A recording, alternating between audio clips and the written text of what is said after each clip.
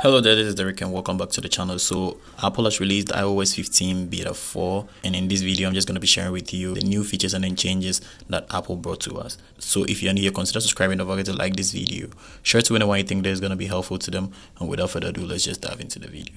So this update size was 1.3 gigabytes on an iPhone 8 Plus, and it will vary per device and also per the update version you are coming from. So the first changes I also saw in this new iOS update was in Safari. So when you check out right here, initially we never had this refresh button right here in Safari, but now we have a refresh button right here, which allows us to just refresh anything we feel like we want to refresh. And also when we tap on it, we can get the X button in order to just cancel anything. And also we now have a share button right here, which when we tap on it is just going to give us the share column where we're going to be able to just share anything or any page we feel like we want to share.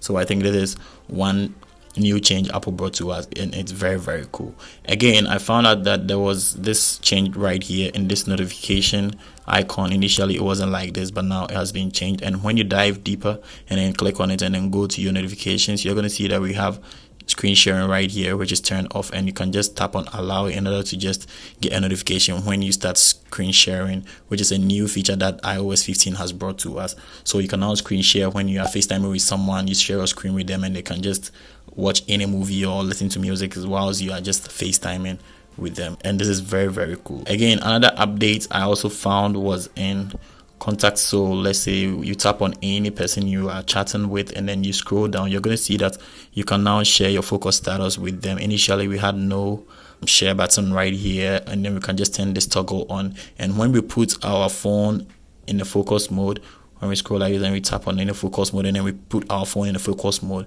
it's just going to give them a notification in case they tap on our contact and then they want to send us a message, or maybe they want to reach us. They're going to get a notification that we've kept our device in the focus mode, and probably maybe they wouldn't reach us or something, depending on what kind of focus you actually turn your device to.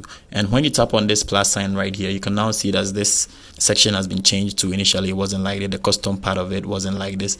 It initially had a kind of wound around it, but now it's a plus button which allows you to just tap on it and you're going to be able to just add any focus you feel like you want to add. Okay, so the next thing I also noticed was in shortcuts, and now you can just get return to home screen in shortcuts, which wasn't there initially, but now it's been visible right here, and I think that is basically very cool. Again, when you go to your widgets, you're going to see that there are a little bit of changes right here. When you click on the widget stacks right here, probably you tap on it, you're going to see that these icons have been changed totally, and initially it wasn't like this, and now Apple has just brought this kind of change right here, which is very cool. Another thing I also noticed in the widgets section was with the calendar widgets, and when you just tap on it, you can see that now it's been changed, and you can just see the changes right here. You can now have up next, and then up next, and then you scroll till you get monthly calendar and then list right here. So calendar has also gotten a new change in the widget section, and that is basically very cool. So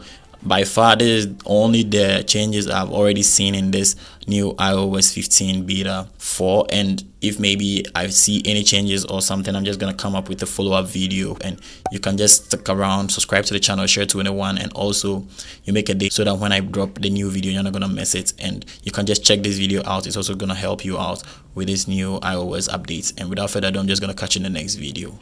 Peace.